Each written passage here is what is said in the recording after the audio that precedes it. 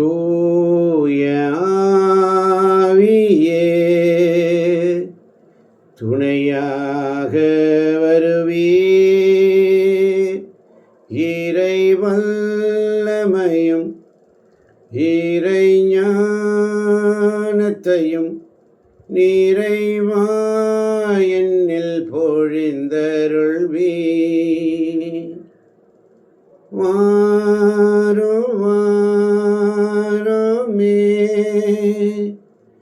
என்னில் நிறைவாய் வாருமே. வாருமே என்னில் நிறைவாய் வாருமே. தூய ஆவியே துணையாக வருவீர். இயேசுவின் சாட்சிகளாய்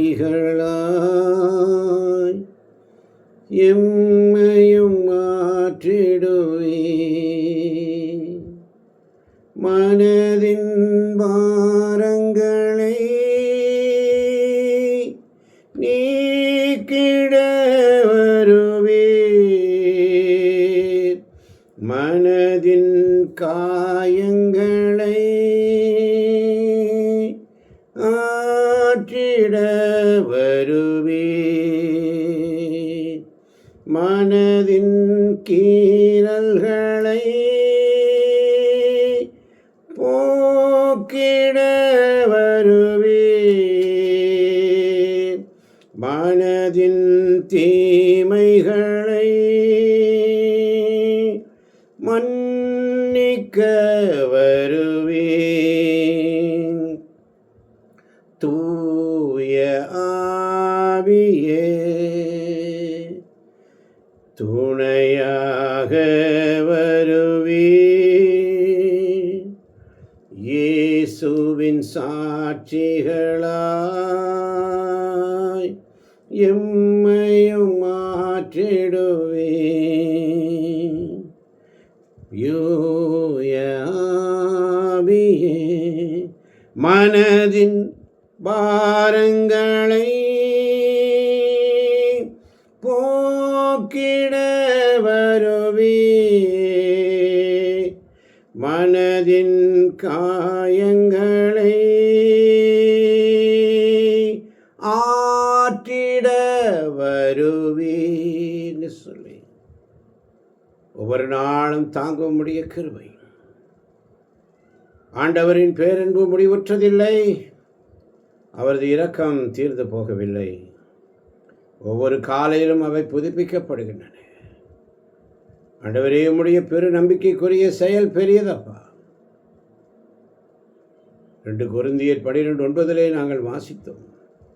அவர் என்னை நோக்கி, என் அருள் உனக்கு போதும், வலுவின் மேல்தான் வல்லமை நிறைவாய் வெளிப்படும் என்று சொன்னார். இந்த நாளிலும் கூட ஒவ்வொரு நாள் அவருடைய சமூகத்தில் காத்திருக்கின்ற தேவச்சனமே, 3 வகையான காரியங்கள். காலியாகாத அவருடைய பிரசன்னம்.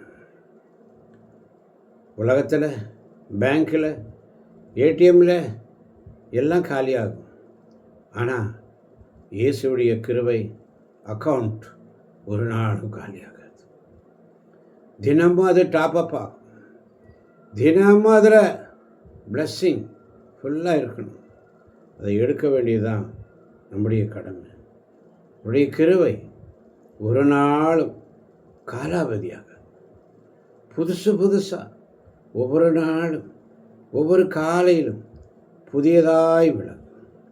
நேற்று பழசாக இருக்கலாம், நேற்று பழைய மண்ணா, இன்றைக்கி புது மண்ணா.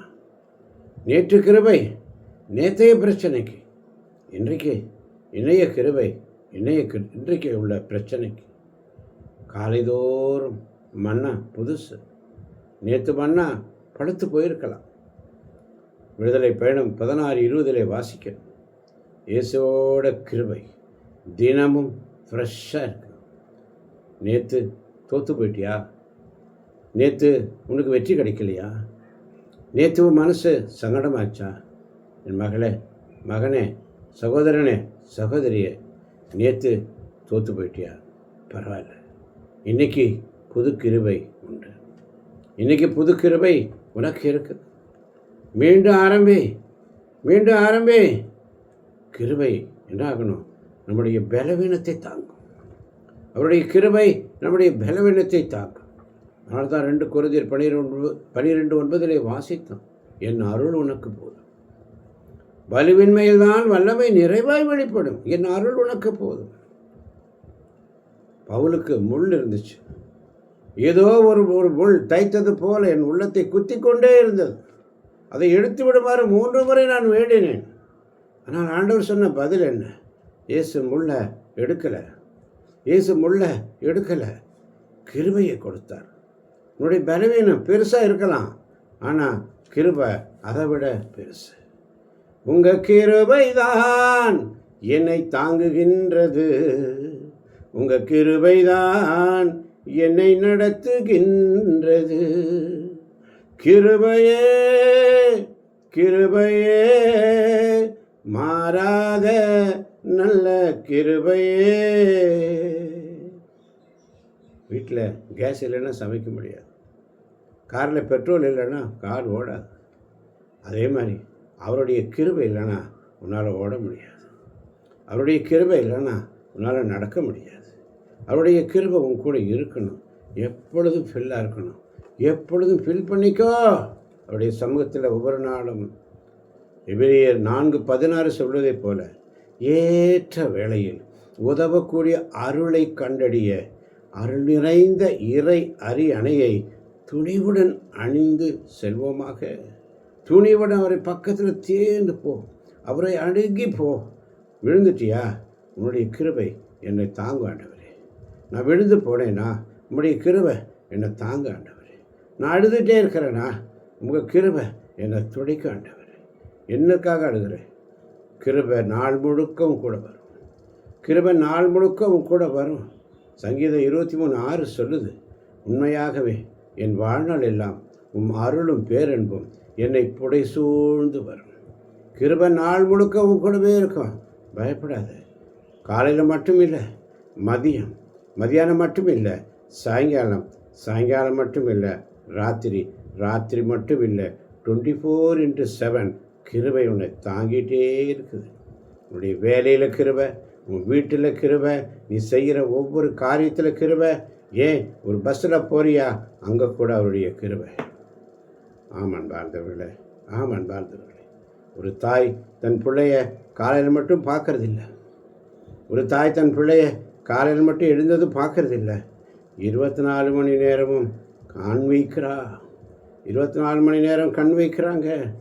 இயேசுவும் 24 மணி நேரமும் உன்னை தாங்குகிறார். இயேசு 24 மணி நேரமும் உன்னை தாங்குகிறார். இணை சட்டம் 33:25 வாசித்து பாருங்கள். உன் வாழ்நாளெல்லாம் உன் வலிமை நிலைத்திருக்கும். உன் வாழ்நாளெல்லாம் உன் வலிமை நிலைத்திருக்கும். காலையில் செவி, ஸ்துதி பண்ணு, ஆராதி, அவருடைய சமூகத்தில் உண்மையாக இரு. வாழ்நாளெல்லாம் அவருடைய வலிமை நம்ம கூட இருக்குது. ஏன் பயப்படுற? காலையில் ஜெபி, மத்தியானம் நன்றி சொல்லு, ராத்திரி தூங்குறதுக்கு முன்னாடி ஸ்துதி ஆராதனை எடுத்துகிட்டு படு. எல்லாம் நல்லவா. கிருபை உனக்கு போதும். யோவான் செய்தி 1:16 மிக அழகாக சொல்லுகிறது. இவருடைய நிறைவிலிருந்து நாம் யாவரும் அருள் மேல் அருளாக பெற்றுள்ளோம். இவருடைய நிறைவிலிருந்து நாம் யாவரும் அருள் மேல் அருளாக பெற்றுள்ளோம். இப்போ கேள்வி என்ன? காசு தீர்ந்து போகும், எல்லாமே தீர்ந்து போகும். அவருடைய கிருபை தீருமா? ஆள்பலம் குறையும். அவருடைய கிருபை குறையுமா? ஒரு நாளும் குறையாது. இயேசுவோட கிருபை ஒவ்வொரு நாளும் உன்னை தாங்கும். இயேசுவோட கிருபை ஒவ்வொரு நாளும் உன்னை தாங்கும். இன்றைக்கி சொல்லு, என் பலத்தால் அல்லப்பா, என் திறமையினால் அல்லப்பா, உம்முடைய கிருபையினால் தான் நான் நிற்கிறப்பான்னு சொல்லு. ஆண்டவரே நன்றி சொல்லு. புலம்பல் 3:22-23 டெய்லி வாசி. உங்கள் கிருபை முடிவுறலப்பா. ஒவ்வொரு காலையிலும் புதுசப்பா. 2 கொரிந்தியர் 12:9 தியானிப்பதைப் போல உன் கிருபை எனக்கு போதும் ஆண்டவரே. சங்கீதம் 23:6 சொல்வதைப் போல என் வாழ்நாள் எல்லாம் உன் கிருபை என்னை புடைசூழ்ந்து வருதுன்னு சொன்ன. நான் பலவீனமாக இருக்கிறேன், நீர் பலனுள்ளவளாக இருக்கிறேன். நான் காலி ஆண்டவரே, ஆனால் நீங்கள் நிறைவாக இருக்கிறீங்க. இன்றைக்கி என்னப்பா உம்முடைய கிருபை, உம்முடைய கிருபை என்னை தாங்கட்டுன்னு சொன்ன. நாளைக்கு உங்களுடைய கிருபை தாங்கட்டும் ஆண்டவரே. மரண பரியந்த உம்முடைய கிருபை என்னை தாங்கட்டப்பா. இயேசுவின் நாமத்தில் பிதாவேன்னு சொல்லுங்கள். ஒவ்வொரு நாளும் தாங்கி நடத்திடும் கிருபை உயர்வானது. எவ்வொரு தீங்கும் என்னை சேதமில்லாமல் காத்து தினம் நடத்துகின்றது. அப்பா, ஒவ்வொரு நாளும் தாங்கக்கூடிய கிருபை, ஒவ்வொரு நிமிஷமும் காக்கும் உங்கள் கரம் போதும். அப்பா, எனக்கு உங்கள் கிருபை இயேசுவே போதும். எனக்கு உங்கள் அன்பு போதும் ஆண்டவரே. உம்முடைய கிருபை எனக்கு வேணும் ஆண்டவரே. கிருபையின் தேவனுக்கு ஸ்தோத்திரம் சொல்லு, அல்லேலூயா சொல்லு. ஒவ்வொரு நாளும் காலை நேரம் புதிதானது. காலையில் அவருடைய கிருபை நம்மை தாங்குது. ஒப்புக்கொடு. நான் பலவீனனாக இருக்கிறேன், நீ பலவீனன்.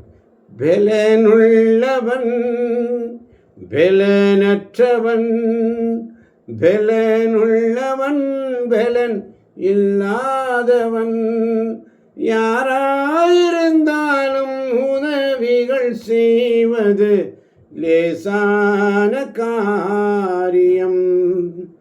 என் இயேசுவுக்கு லேசான காரியம். ஒப்புக்கொடுக்கிறாமா? நாள் முழுவதும் ஒப்புக்கொடுக்க ஆண்டவருடைய மன்றாட்டுகளை ஏறெடுங்க. நன்றி மன்றாட்ட சொல்லுங்கள். எல்லா சூழ்நிலையிலும் நன்றி சொல்லி ஆண்டவரை ஒவ்வொரு நாளும் போற்றி புகழ்ந்துட்டே இருங்க. அசை போட்டுகிட்டே இருங்க. ஆண்டவருடைய வார்த்தையை அசை போட்டுகிட்டே இருங்க. எப்பொழுதும் அவருடைய சமூகத்தில் அசை போட்டுகிட்டே இருங்க. அவருடைய வார்த்தையினால் அபிஷேகத்தை வாங்கி நாள் முழுவதும் அவருடைய கிருபை உங்களை தாங்கும்படியாக இயேசுவின் நாமத்தில் பிதாவே. ஆமேன், ஆமேன், ஆமேன்.